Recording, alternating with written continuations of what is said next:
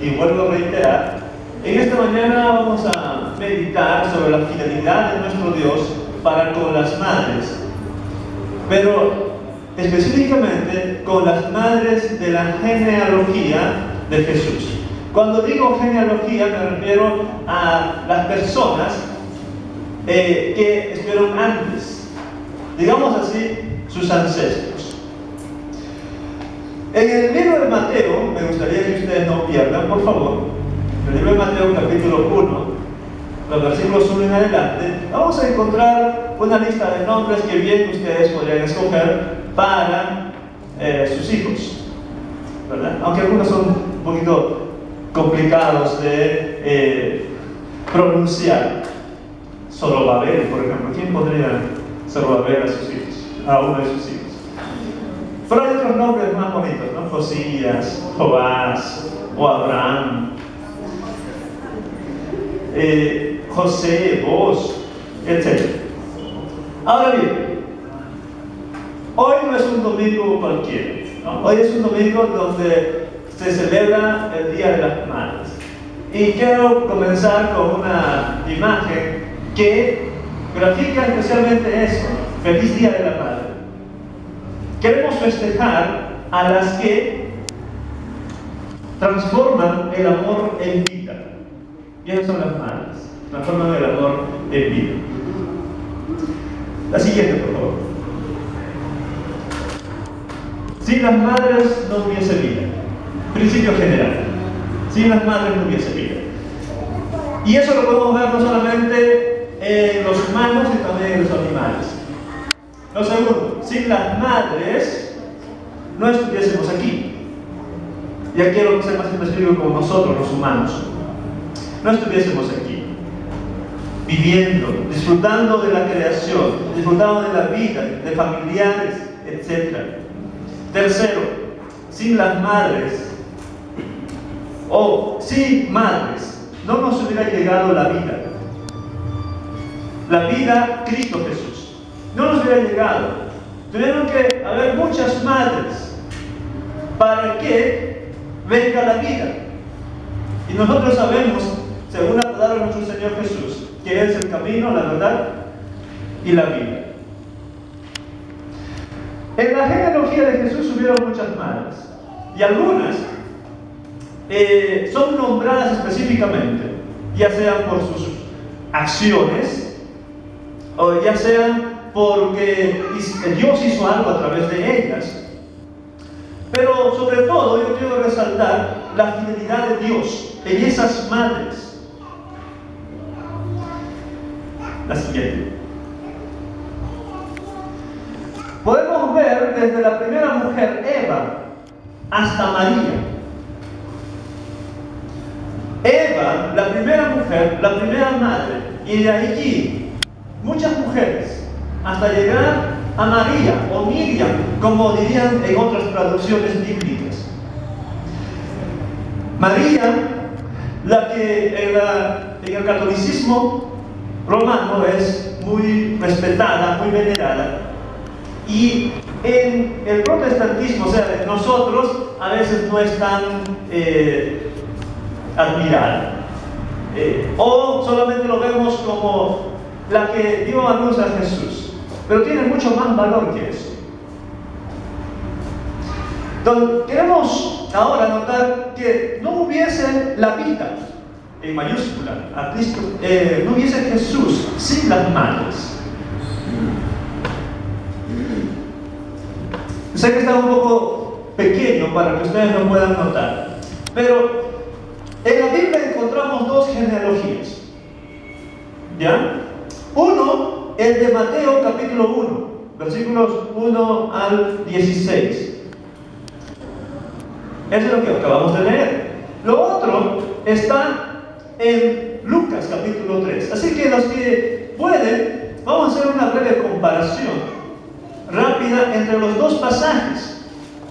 No lo vamos a leer completamente el de Lucas capítulo 3, pero vamos a resaltar que Lucas va mucho más que Mateo.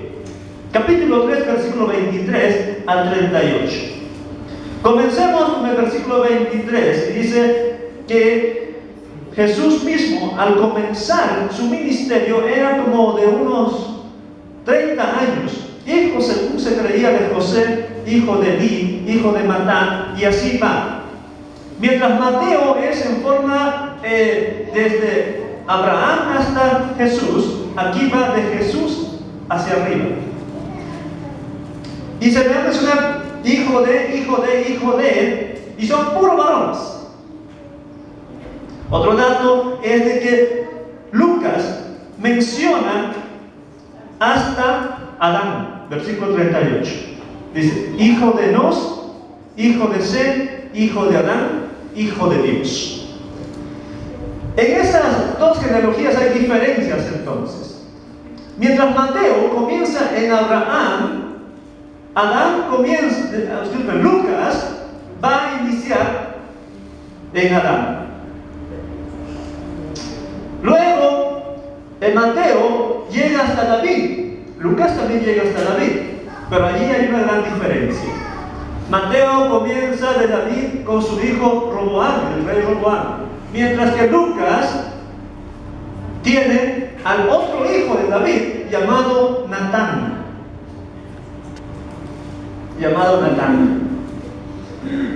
Y ambas listas terminan en José o María y María. ¿Por qué la diferencia? Bueno, todos hemos pasado por eso, todos tenemos dos genealogías, una de papá y otra de mamá. Allí está la diferencia. Mateo, como dice arriba, Mateo relata la paternal, la de José, la familia de José, y Lucas relata la maternal, la de María. Por eso los nombres no van a ser iguales, porque el hijo de David se diferencia, uno es Roboam y el otro es Natán. No vamos a profundizar sobre estos datos, pero ustedes deben saber que cada uno de esos hombres tenían sus respectivas esposas, y cada esposa era madre. Cada mujer en esa lista, aunque no se las mencione, eran madres y contribuyeron para que llegara al final nuestro Salvador. ¿Ok? Quiero que eso quede en sus mentes. Esas madres, aunque anónimas en muchos casos, en la mayoría de los casos anónimas, no se las menciona, pero esas madres contribuyeron para que llegue el Salvador de ambos lados. La siguiente, por favor. Sería útil e interesante analizar ambas listas, pero no tenemos el tiempo. ¿Ok? No tenemos el tiempo. Y ahí podríamos comparar ambas listas, podríamos extraer enseñanzas, pero yo quiero ahora hablar de la fidelidad de Dios. La fidelidad de Dios para con las mujeres que aparecen en la lista de Mateo. Volvamos ahora sí a Mateo capítulo 1. Entonces, en el pasaje que hemos leído se menciona hombres, varones, pero también hay mujeres. Y vamos a meditar en algunas de esas mujeres, cómo Dios ha sido fiel con ellas. Ahí está la lista de nombres. Los varones, ¿no? Desde Abraham hasta José y Jesús, finalizando. Los que están en amarillo o color dorado son las mujeres que aparecen explícitamente mencionadas por Mateo. Por ejemplo, dice Judá. En el versículo, ahí lo podemos notar rápidamente, en el versículo 3. Judá engendró de Tamar a Fares. De Tamar, menciona a Tamar. Luego, otra mujer mencionada es Rahab, lo cual lo podemos ver allí mismo en el versículo 5. Salmón engendró de Rahab a Boz.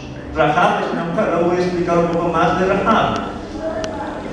Tenemos a Ruth, otra mujer, allí siguiendo el versículo 5. Boz engendró de Ruth a Obed, otra madre. Tenemos a Betsabé, no mencionada directamente, pero sí indirectamente, versículo 6. Isaí engendró al rey David, y el rey David engendró a Salomón, de la que fue mujer de Urías. ¿Quién fue la mujer de Urías? Betsabé. No está mencionada con su nombre, pero se infiere por que dice la mujer de Urías. Y finalmente llega abajo a Jesús, pero con su madre, versículo 16.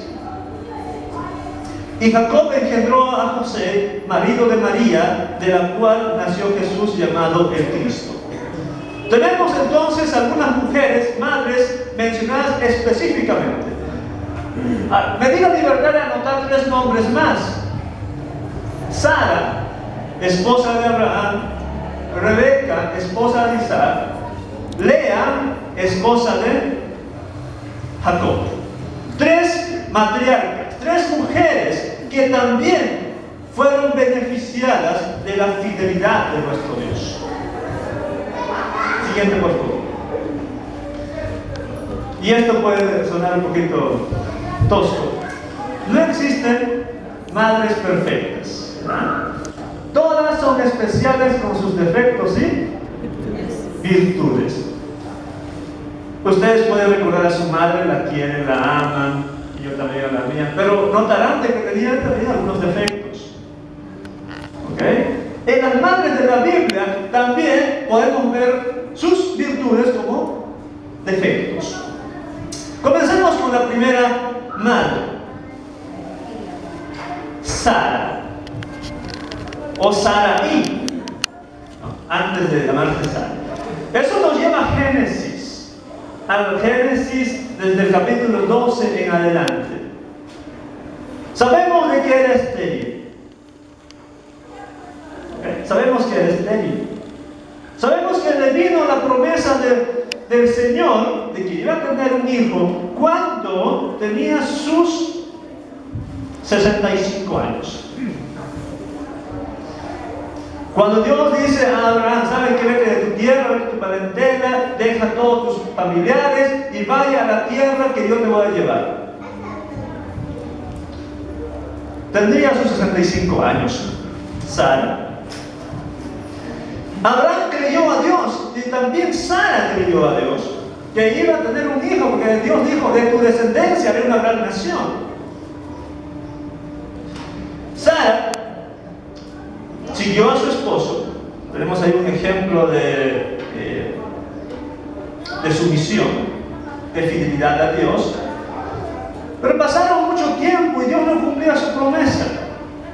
Sabemos por la historia que luego la desesperación hizo de que buscara una solución con Agar, su sierva, para que Abraham tuviese un hijo con ella y Sara pudiera adoptar a dicho niño. Pero Dios no quería eso. Dios tenía otros planes. Y como a Dios no se le puede presionar, y aquí quizá quiero ser un poquito sarcástico, a Dios no le gusta la huelga de hambre. No. A Dios no le puedes presionar como al gobierno. Dios dice: ¿sabes que yo te voy a dar lo que tengo para ti en el tiempo que yo he establecido? No en tu tiempo. Porque yo me quiero glorificar. Entonces, Dios tenía un plan para Abraham y Sara, pero no en el tiempo que ellos estaban esperando. Cuando comienzo a pensar en la edad de Sara, digo, ya Sara había perdido el flujo menstrual. Pero en ese tiempo la mujer vivía más años. Ok, alarguemos un poco más. Si hoy es 45 a 50 años, y en ese tiempo las mujeres vivían más tiempo, ok, alarguemos 10 años o 20 años más. Okay, que sean 65 años cuando Sara recibe la promesa y dice: Dios me va a dar un hijo, Dios me va a dar un hijo. Pasan los años y nada. Recién a los 90 Dios cumple su promesa. Pero antes Sara se burló, se rió. Ya estaba de manera incrédula. Recordemos que 3 hombres vinieron a visitar a Abraham en Encina de Mamre. Uno de ellos era Dios, los otros 2 eran ángeles que se fueron hasta Sodoma y Gomorra para anunciar a Lot la destrucción de dichas ciudades. Y uno de ellos dice, sabe que Sara va a tener un hijo. Dios dice eso. ¿Qué pasa con Sara? Sara se ríe. Increíble. ¿Cómo? Ya se me pasó el tiempo. He esperado 25 años. Y nada. Pero Dios, y ahí vemos algo que el texto dice, lo que para los hombres es imposible, para Dios no lo es. Si Dios dijo que iba a dar un hijo a Sara, Él lo iba a cumplir. Y Dios es fiel. Como diría otro pasaje, Dios no es hombre para que mienta, ni hijo de hombre para que se arrepienta. Tarde o temprano cumple sus promesas. Dios prometió un hijo a Sara y lo dio, no importa los 90 años. Tuvo la dicha de ser madre, tuvo la dicha de traer al quien sería posteriormente y con los años el Salvador, Jesús, porque de allí, de su sangre, sale Jesús. Entonces, concluyamos que nuestro Dios fue fiel con Sara la estéril. La segunda mujer, Rebeca. Abraham estaba bastante anciano, pero por el relato bíblico sabemos de que incluso pudo tener más hijos, ¿no? con septura. Abraham había perdido hace poco a su esposa Sara, y Sara, de unos 40 años, estaba triste y necesitaba el consuelo de otra madre.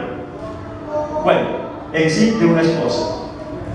Abraham decide enviar a su siervo Eliezer a la tierra de Padán Aram, donde era la familia de ellos, para que consiga una mujer que tema a Dios. Y fue Eliezer, sabemos la historia de Génesis 24, ¿no? La hermosa historia de cómo Eliezer dice: Señor, si una doncella viene y dice te voy a dar agua, bueno, si yo le pido agua y ella no me la da solamente a mí, sino también a mis cabellos, ella es la que tú tienes preparado para mi amo Isaac. Sabemos de que Rebeca hizo eso, y cuando se le preguntó si quería ir a ser esposa de Isaac, ella dijo amén. No dijo amén, no dijo sí. Sí, voy a ir. Pero Rebeca era estéril, también como su suegra fallecida. Era estéril. Pero Dios nuevamente muestra su fidelidad en darle no un hijo, sino 2 gemelos. Por supuesto, Rebeca tenía muchas virtudes. Entre ellos estaba, Rebeca creía en Dios. Podríamos criticar a Rebeca de muchas cosas, pero no podemos negar de que creía en Dios. Recuerden que la profecía decía: 2 naciones hay en tu vientre, el menor será el Señor sobre el mayor. Creyó eso Rebeca. Por eso tuvo más preferencia a Jacob, mientras Isaac, en contra de la profecía o en contra del mensaje divino, prefería a Esaú. Ahora podemos criticar a Rebeca de haber engañado a su esposo, de un montón de cosas, pero Rebeca le creyó a Dios. E incluso no quería que su hijo se casase con las mujeres de su alrededor.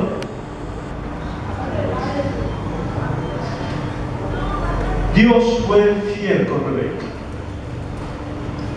Pasemos a la tercera mujer que es bueno considerar, Lea. Jacob creció, obedeció a su madre Rebeca a ir a la tierra de Padán Aram a buscar esposa. Y efectivamente allí vio a una señorita muy hermosa. Se enamoró a primera vista, que era Raquel. Jacob menospreciaba de alguna manera a su primera esposa, Lea, porque él nunca se enamoró de ella. Además fue engañado por su suegro, sabemos la historia. Pero Dios es fiel, hermano. Dios es fiel.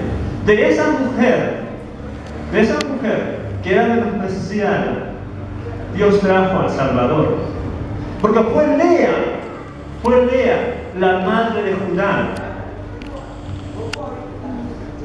Si creyésemos que ahorita Lea sigue teniendo sus rencillas con Raquel allá en el cielo, Lea la tiene que ganar.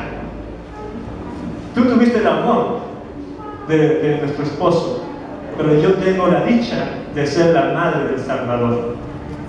La tiene de ganar, ¿verdad? Dios es fiel. Dios fue fiel con Lea, a pesar de no tener el amor de Jacob. Pasamos a la tercera, a la siguiente. Hace mucho tiempo, unos 40 años quizá, el hijo de Lea decide desobedecer a su padre y buscar esposas una esposa entre los cananitas. Y tiene 3 hijos. El mayor se casa con Tamar. Pero muere sin dejar hijos. Y la costumbre, la ley del Leviarato, decía esto: si un hermano mayor muere sin dejar descendencia, el segundo debería ocupar su lugar y darle un hijo, aunque podría casarse con otra mujer, pero tenía que darle un hijo. Este segundo hijo de Judá no quiso embarazar a su cuñada, y Dios lo castigó. Dice que Dios le quitó la vida. El tercer hijo era muy joven para que sea padre, así que Tamar tuvo que esperar, pero cuando creció, Judá no le quiso dar, porque quizá Tamar ya era demasiado viejita. Ya no le quiso dar. Y Tamar estaba reclamando el derecho de tener un hijo. Entonces ideó un plan muy interesante, aunque discutible, en nuestro tiempo pecaminoso, y en ese tiempo también. Pero sucedió algo. Podemos ver en la figura a una mujer como si fuese una prostituta sentada allí, y a Judá. Sabemos que Judá le presta sus servicios. Judá compra pensando que es una prostituta, y la mujer queda embarazada. Fue un problema. Tamar debería morir apedreada. Hasta que Tamar le mostró el báculo, le mostró la señal del por qué o quién era el padre de dicho hijo, y Judá se arrepintió y la perdonó, y él tuvo que pedir perdón también. Es discutible ahora decir, ¿eso es lícito? ¿Es lícito lo que hizo Tamar? Yo creo que no es lícito, pero no le quedó otra opción. Dios perdonó a Tamar. El texto no dice que Tamar haya dicho: Señor, perdóname por el acto que estoy haciendo, por comportarme como una prostituta, engañar a mi suegro, etc. No dice el texto. Pero yo creo que sí era consciente que estaba haciendo algo mal. Creo, aunque el texto no lo diga, que ella pidió perdón a Dios y Dios la perdonó. Pero Dios, que es fiel, no iba a dejar que esta mujer se quede sin tener hijos. Quiero resaltar eso. Quiero resaltar que nuestro Dios es fiel. Quiero resaltar que Dios va a cumplir sus planes. Si iba a venir el Salvador e iba a ser por la línea de Judá, Tamar aquí es honrada. tiempo. Rahab, esta también es una historia fascinante. Ya pasó mucho tiempo, pasó ya los 400 años de esclavitud en Egipto, viene Jacob, viene Moisés, viene Josué, ahora a llevar la conquista.